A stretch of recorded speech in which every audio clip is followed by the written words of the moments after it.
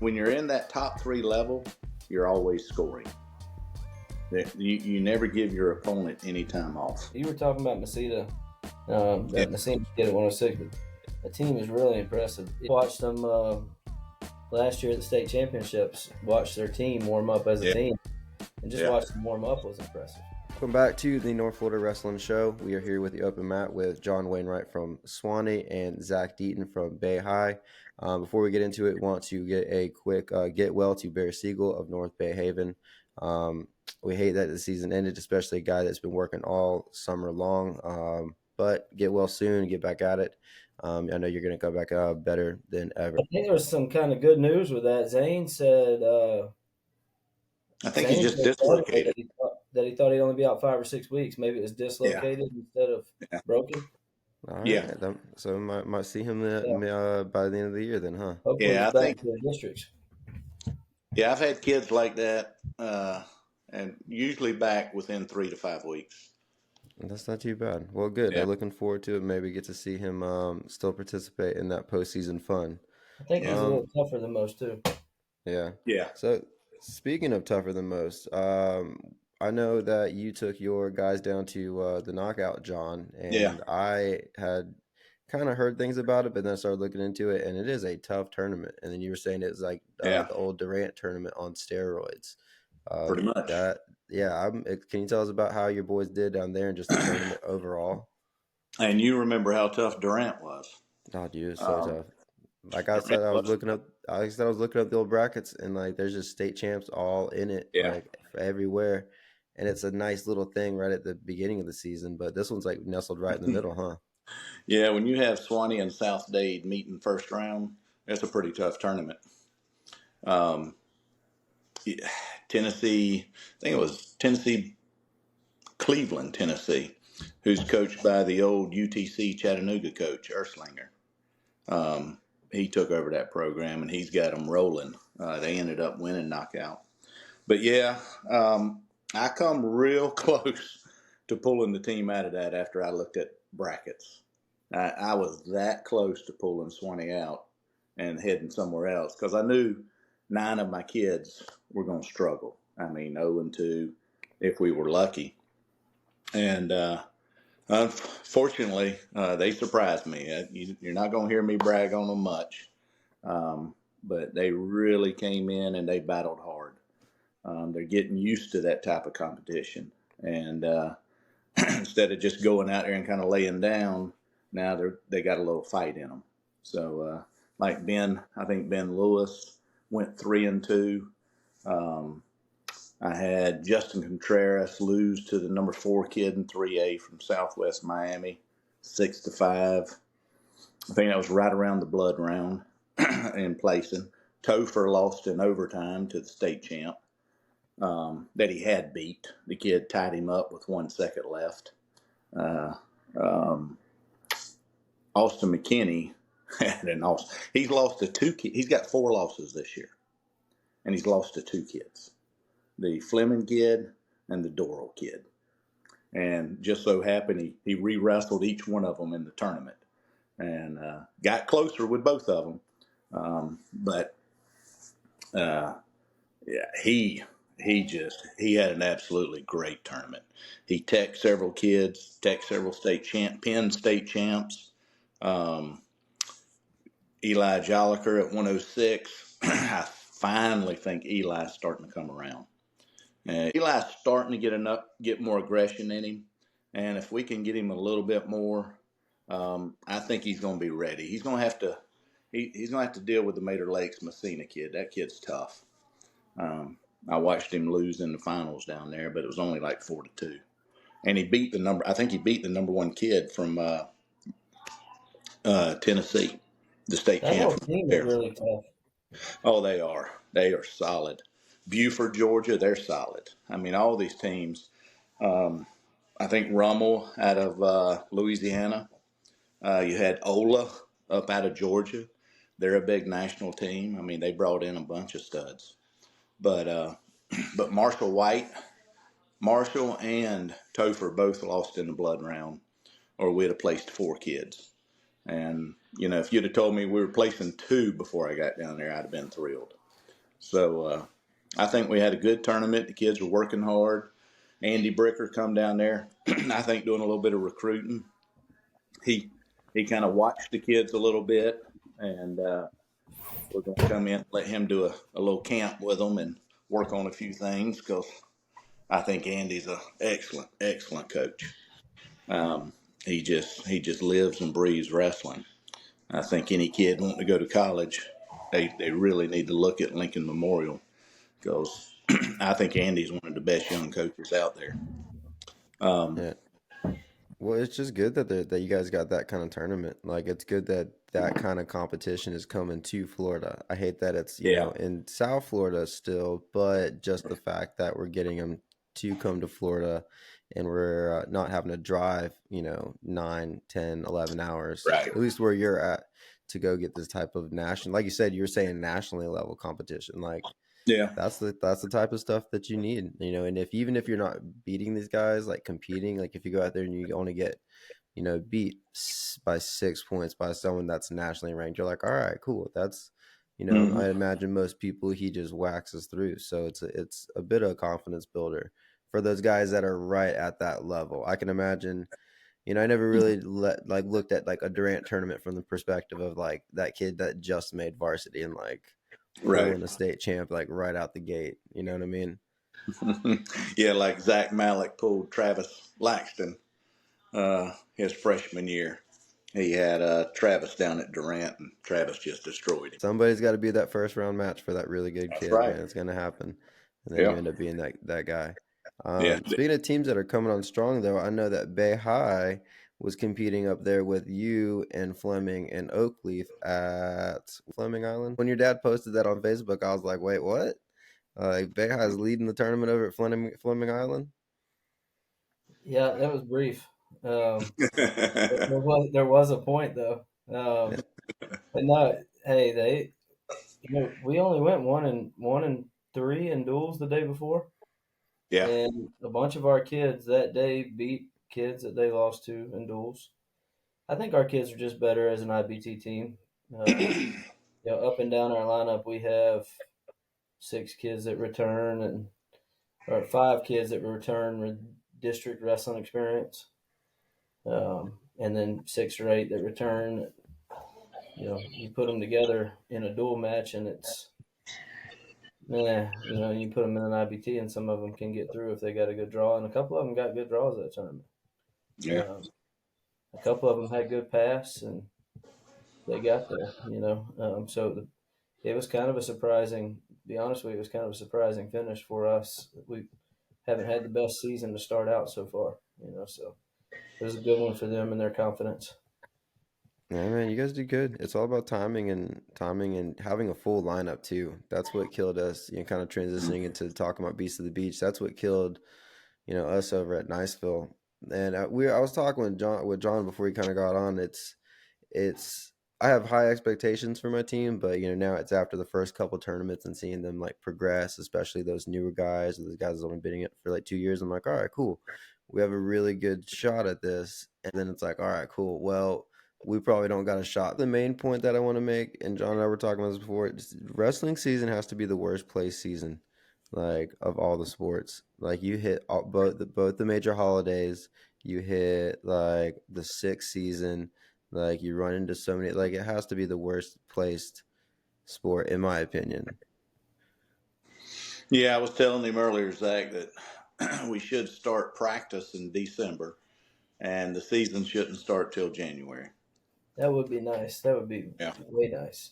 Yeah, yeah, because the problem is you give these kids two long breaks to consider what they're doing and be like, you know what, wrestling's really hmm hard. Like we need just to have it straight where they don't have a break to consider what they're doing. We've Saying always had too, our district duels before the Christmas break, and I've been like the main guy in our district, screaming, "Let's do it after January." Well, now we're doing it after January, and I don't have any kids at practice. So yeah. We're doing our district duels there at Mosley January 5th. we're doing them the day before. Yeah, yeah, we're doing them on the third, I think. Yeah. yeah. I'll tell you my big problem with it, and this is the way I wish they would do it. I wish the district and regionals should be done at the same place. Like the first day should be just district pool play, and then if you qualify out of it, on the second day you're wrestling for like the regional play, and then the third one you go to like a state tournament that's like later on.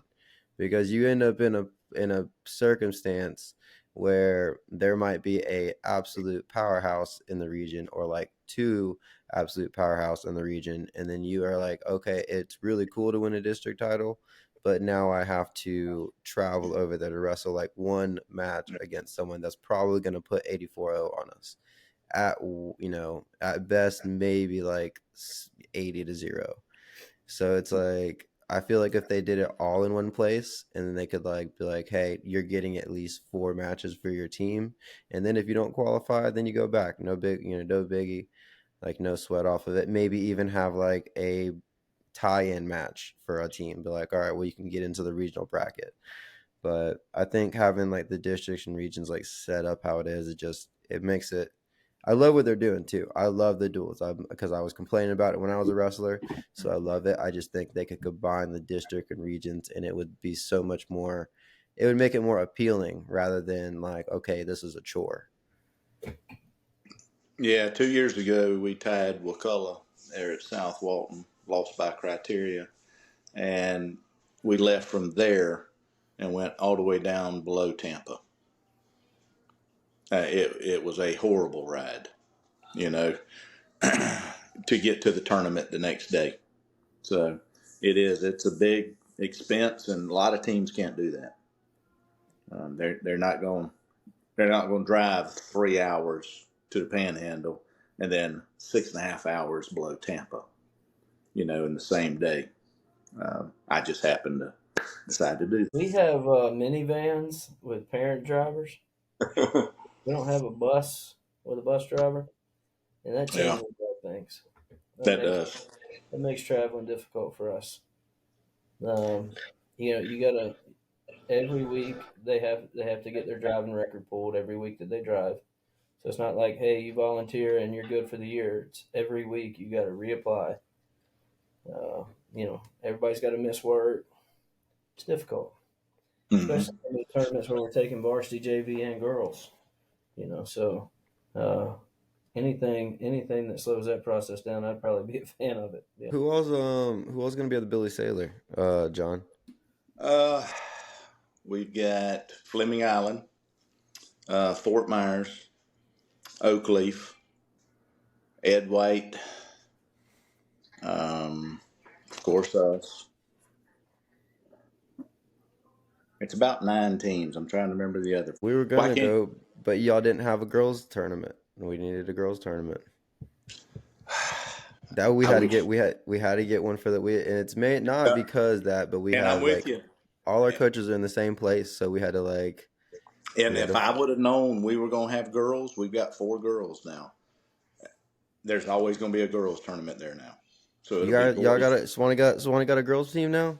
We've got 4 girls that came out. There we So go. we've got them going. And matter of fact, my little 100 pounder, she won the Fleming Island girls tournament.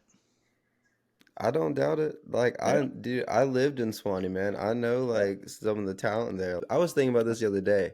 It is a shame there wasn't a girls program because I feel like Coach Laxton would have trained some monster girl athletes. I do. I know he probably would have been against that first, but I think if he had a couple years with it, he'd be like, you know what? I think if he'd ever gave them the shot. I do too. I Yeah. do too. I But really I do. know, but me and you both know that wasn't going to happen. I don't know. It was a different time, man. I think nowadays that he'd probably give him a shot. I feel like it. Like Brittany, I feel like if Brittany Laxton had been a wrestler, Right. she'd oh man, she'd have been mean. She'd have She's been been right up. tough. She'd have been the I, best of all of them. Hell, I think my two daughters would have been tough. I really do. Kelsey was wrestling when she was little. Zach, when you getting a full team over there?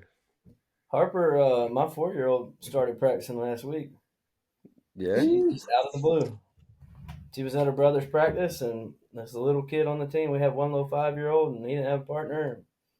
I asked her would she wrestle with him, and then the next week or the next day in practice, she pitched a fit when she wasn't going. So Take her along. Now she's all up in it. She loves it.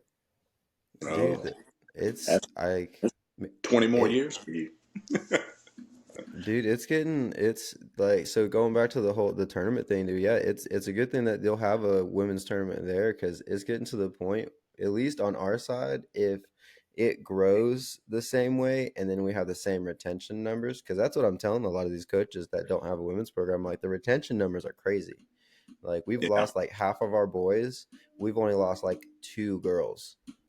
Yeah. And I'm telling you, I think once the girls figure out where the scholarships are, I think you're going to have a lot of upset weightlifting coaches, because they've really got nowhere to send these girls for weightlifting. And we've got scholarships everywhere for the If girls in college. if the Um, Bayhigh if the Bayhigh weightlifting team was on the wrestling team, we'd be hard to handle because Suwannee, we got a really we, good girls weightlifting team. Maybe they should move the boys and the girls wrestling seasons to separate times. They yeah. should. Like Yeah, I that, think we definitely need to move it away. I mean, Swanee's had the girls state champions for the last 2 or 3 years. and Um, weightlifting. yes, in weightlifting, they are loaded. We're talking 50 girls in there, and they lift hard.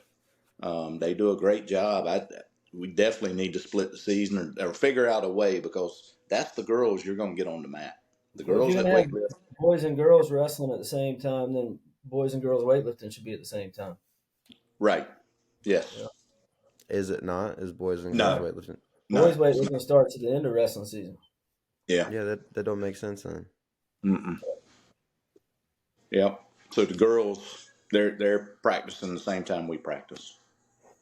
Well, I mean, if y'all got like 50 girls, it's like y'all can spare like a couple. You know what I mean? No, they stingy with it over there. Yeah, that's not gonna happen. you you hadn't been in coaching enough, Jordan. Oh, I they know. they don't like to share. I know. That's my big problem with soccer, honestly. Well, Like, I actually don't have anything against soccer, other than like I've lost so many good athletes to soccer. yeah, Got to move that. I don't understand why it's in. I don't understand why that's in the winter either. To be completely honest with you, like, that seems like a sport that's probably suited more for like the fall or the spring. But right. I guess you can't do it in the fall because you got football, huh? But yeah, I mean, honestly, your soccer players are not on the football team. Maybe a No. kicker, Yeah, and that's about it. that's true. So Yeah. who you got at the Mulligan this year, Zach? 33 teams. 33 teams minus a few. Like Suwannee and Florida High are both in it. One of them will probably end up at state duels. So we'll be down to 32. We got probably 2 Georgia teams. I think we have 8 Georgia teams total, but I think 2 of them will probably make their respective state duels. And then there's a chance we could lose one from the Fort Walton Pace Childs region because all those schools are there. So if Lincoln doesn't win that region, then or that district, I mean, then we could lose them. So uh, I would I would say we probably end up about 29 teams by the time day one gets here. We got 33 now, so took 33 just because I know for sure we're losing one. You know, Yeah. I never I got a heard good chance to things. weigh in on the knockout comments. Uh, I I personally think Eli Jockler has been there. I think he's the one to beat at that weight class this year. I really do. I think he can beat all those guys. So he's Yeah. on our Disney Duels team this year, Jordan. Right. Eli and Topher and Torin, and I was super impressed with Eli. So Yeah, I think Eli's he's almost there. He's like I said, he's got to get a little bit more meanness, and just when you're in that top 3 level, you're always scoring. You never give your opponent any time off, and that's some of the kids have break times, and you can't have a break time against a good solid kid. You've got to be moving. So I think once he Hey, gets that, Winter Lakes is really. You were talking about Mesita, yeah, that Messina kid at 106, but that team is really impressive. If you look up and down their roster, they're all young kids. they got They're Bruce. eighth and ninth grade. Yes, yeah. Who Yeah. who who has Bruce Lee at 120? I mean, just his name is Yeah, impressive. and it is he their starter? Yes, he's Is he? tough. I Don't they watched have him. another one that's real tough at the same weight They, though? yes, they've got, They got a and couple they're of all, and kids. you're right. They're all young. They all came from that club. They've all been together for about 6 years, Mhm. 6, 7 years coming up together, fighting South Dade, fighting Southwest Miami. I mean, you think about that. That is who they fight in their club growing up, Mhm. and it just makes them that much better. Yeah, yeah. They're that's an impressive bunch to me. I watched them last year at the state championships. Watched their team warm up as a Yeah, team, and just yeah, watching them warm up was impressive. yeah. Uh, And they're just really well coached, really well put together. they Uh, are. Good bunch. Yeah, they and they wrestle hard. Those kids wrestle tough. What about Contreras, John? He always seems like to me he's one oomph away from being really good. Yeah, I think Justin, if we get him settled in this year at 120, I think Justin's going to be fine. It's a matter of Justin just clicking. Yeah. And when he clicks, I'm telling you, he can go with anybody. I've watched him. He's one of those kids, as the competition gets better, he gets better. But sometimes that's a bad thing when they lower their self with competition too. Well, And out of your whole team, obviously I'm impressed with Eli, but I'm most impressed with Marshall White. yeah, Marshall's come a long ways. I mean, He was when I saw him at Fleming, I was like, wow. yeah, No. yeah, he's really. Well, we hit the weights hard last year. As soon Mhm. as the state was over, I was mad. Monday morning, we were in there and we were in the weight room, and I just flat out told them, I said, guys, we have got to commit to these weights if we're going to compete with Somerset and these teams down south. It's just we don't. You're not going to compete if you don't do it all. Yeah. And several of the kids really hit it hard, and Marshall's one of them. I mean, Marshall went from 44, 45 to 72. The skill Now, set too, man. yeah, and now he's settled in, practicing hard. He's a solid 155 to 160. Yeah. So, and he wrestled Nazario. Nazario handled him. We gave up some bad positions. The score looks, Nazario beat him 13-4, but he scored like 3 takedowns in the last minute and ran the score up a little bit. We just got out of position, got kind of panicky. Sometimes it happens, and he's going to have to be able to handle that pressure. Well, that honestly goes to something. I loved what you said about always scoring, and that's something that Yeah, I've been trying to. I've been having this conversation a lot with my guys lately, especially in matches that I'm like that they know that they can beat the guy. I'm like, you need to right. practice these things, and it's not just practicing these moves. It's like you need to practice scoring, like repeatedly. Like on these better guys, it's like yeah, you might be able to catch them in a throw, but it's more realistic that you get Yeah. hot and are able to take them down and put them to their Hmm. back and score a tilt and score a tilt and score a tilt. Yeah. Yeah, it's so hard to like explain to them, and I'm like, I know that you want to go out there and get that 30-second pin, but you have to practice wrestling like a high level dude, That's right. like, and it comes into that. I don't Yeah, know. I'm with you. I don't need a bunch of 30-second pins. You're wasting my time and your time, and you're not preparing yourself for down the road. Yeah, And I'm not trying to embarrass other kids. And I always tell my kids that. Listen here, when I tell you to go out there and get 15 takedowns, I want you to work takedowns. It's get 15 takedowns, but you don't embarrass the kid. You work him back up. You're going to treat that kid just like Travis uh, treated Zach when Zach was a freshman. Travis went out there and wore him out with takedowns, but he got him right back up. He was forcing Zach to wrestle with him. And that's what you do, and that's how you build a young kid. And those kids don't see it at that moment that they're getting built, but they are. It's a lot better than them getting through to their back and getting pinned in 20 seconds. Well, and it And puts you it puts you in that mindset, just like on your yeah, kid who was a really good wrestler, and the kid just didn't let up. He's like, I'm gonna get another takedown. I'm gonna get another that's takedown. right. I'm gonna get another takedown. Like you have to have that type of like just relentlessness, and it pays Yeah. off whenever you wrestle a high level dude. So as a head coach going in these last 30, 40 days, how do you start training your team individually and as a team, like to peak at the right time or do the best that they can or achieve whatever goals they have, like I said, as a individuals and as a team? I'm probably not a good one for that. Our room, uh, there's a big spread in our room. We've got a couple kids that can really go. We got a couple kids that are close to being able to really go. We got about 15 kids that have never wrestled before. So in our room, in order to do that, we have to separate things. And our room is set up where you can. We've got roll down doors in the middle of our room. So we do. There's times where I'll take 5 or 6 to one side of the room, and everybody else will stay on the other. Or Dad will take 5 or 6 to one side of the room, and I'll stay on the other with everybody else. And so I'm probably not a good person to ask for that as much as John is. That has a kind of a consistent team from top to bottom. He probably goes about it a lot different than I do, but we spend a lot of time. I spend a lot of time, especially when Dad's running practice instead of me. I'll dress out and I'll pick a kid and I'll go with them. And during that time, maybe we're veering off topic a little bit and working on a couple things that just that kid needs to work on.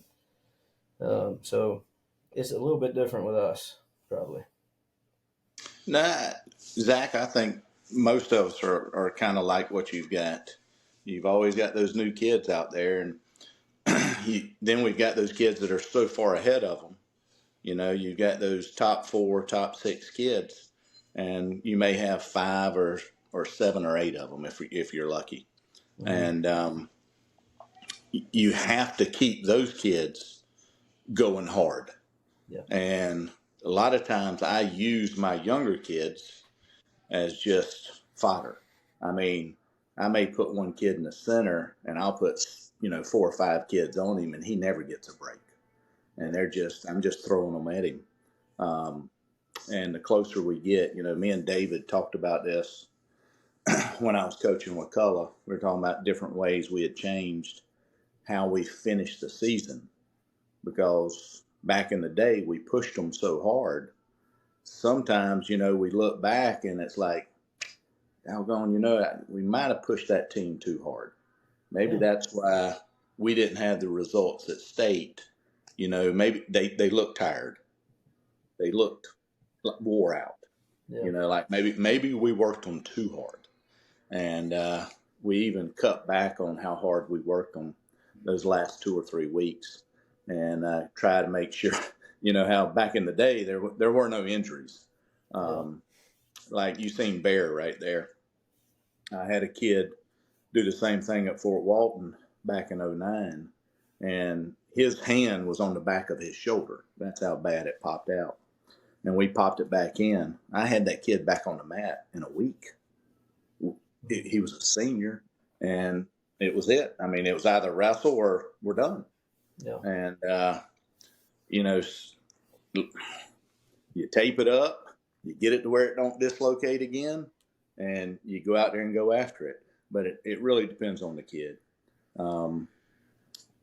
I've had kids be able to do it, and I've had other kids that are like, no, we ain't doing that. So, but the pushing at the end, we've had to, I've kind of changed it in a lot of positions, a lot of pushing those kids that, really have a shot. And it helps the young kids to watch it and see what they're going through.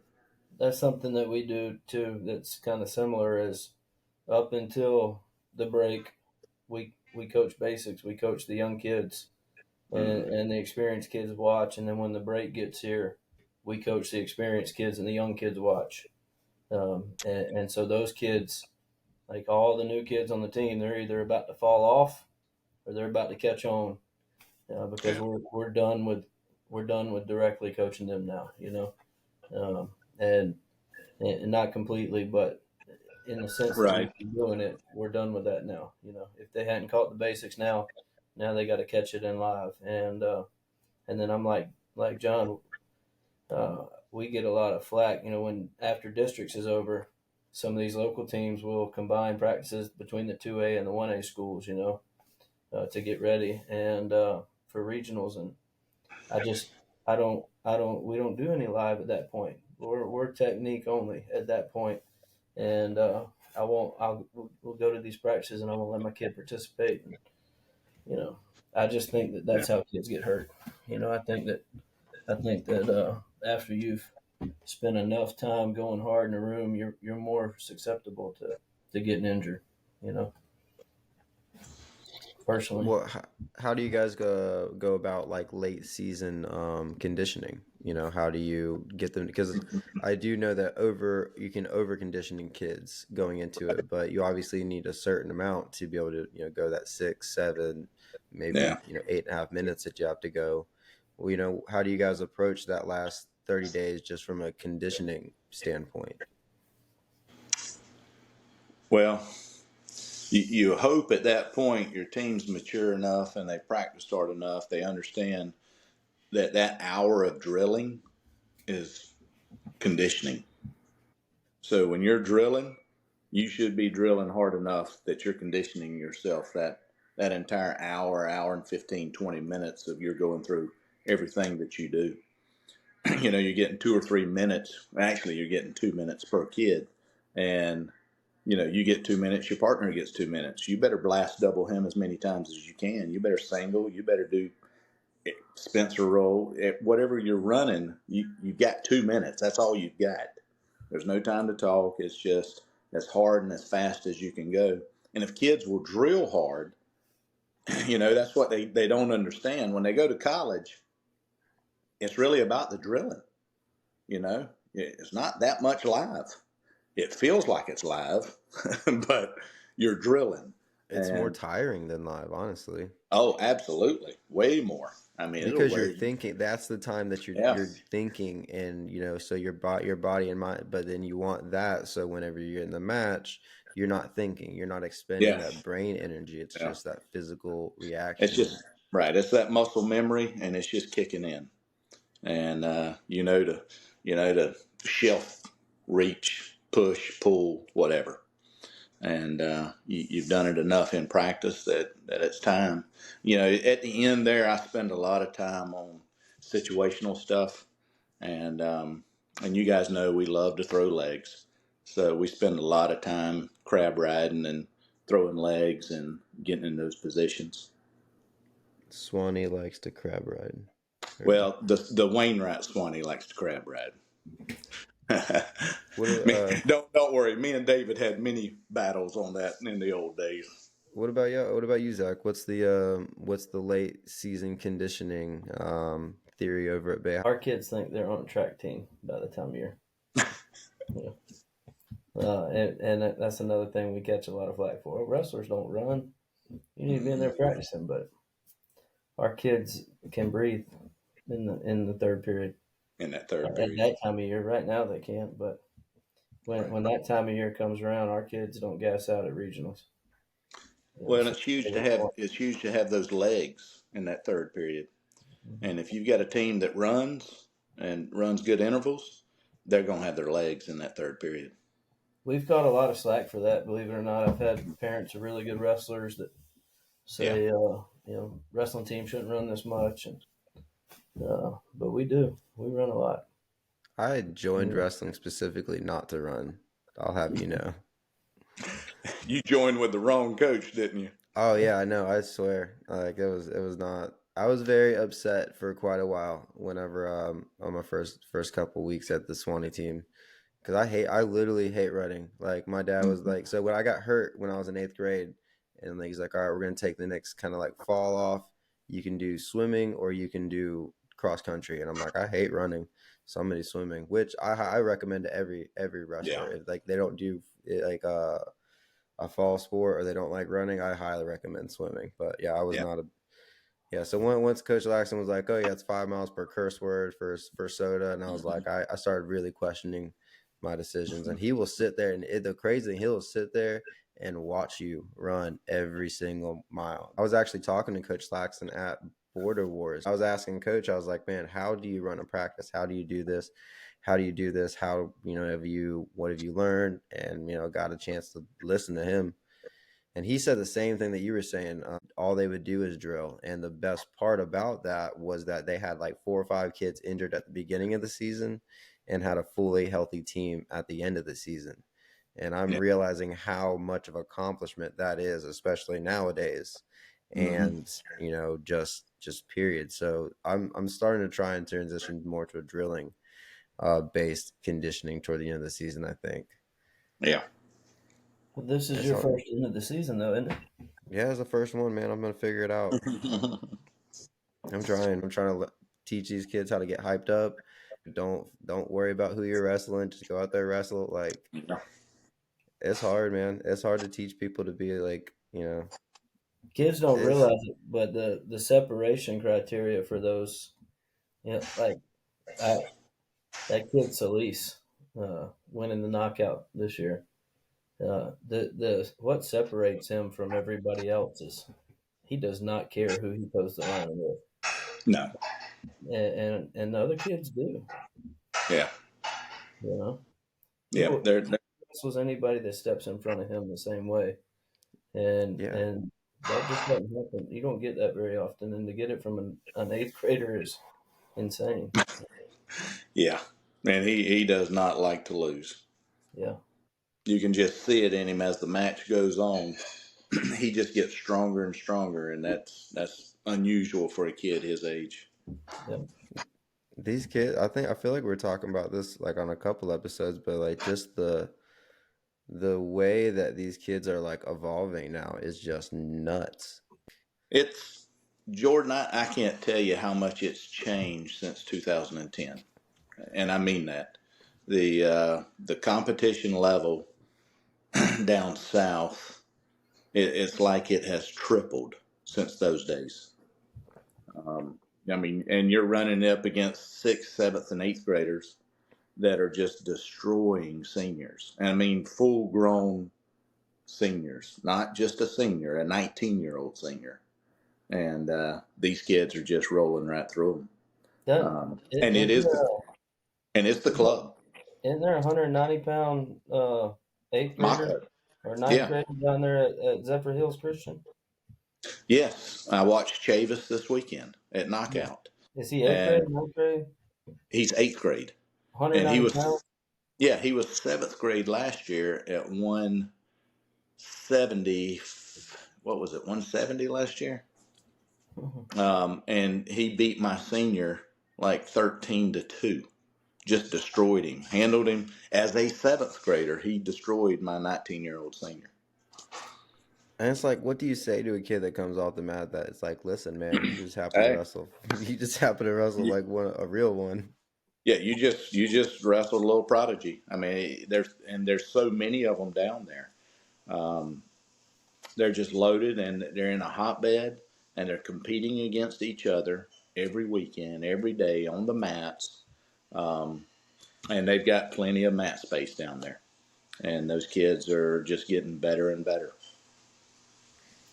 One side that I saw, and I don't remember this being as big of a thing. Zach, maybe you can correct me on this one, but I see a lot of kids throwing up the injury time because they're tired lately. Am I the only one noticing that? You're not just seeing that. It has spread over the last couple of years. I had a kid on our team do it this year and do it from his back. And I told him the next person that does that, I'm forfeiting the match. Yeah. Unless you're passing out, Mm-hmm. forfeit the match. Because that's what you just took yourself out of a pin and And get that's restarted. And I just disagree with that. You know? Yep. And Zach, I same thing with my team. They know that. They know there is no twirly birds. And unless you're passing out, getting choked out, and you better be getting. I better see you getting choked out. Yeah, It a better lead the not. hole too. Yes. You know? It. Yeah, And so same thing. But yep, we've seen quite a bit of that the last couple of years. yeah. What do you do as a coach if it's like on your side? Like, It ha- you just it have the happened to conversation? us. It happened to us in a duel a couple weeks ago at Wakulla. And I told my team after the duel, if anybody does that the rest of the season, we're going to forfeit that match.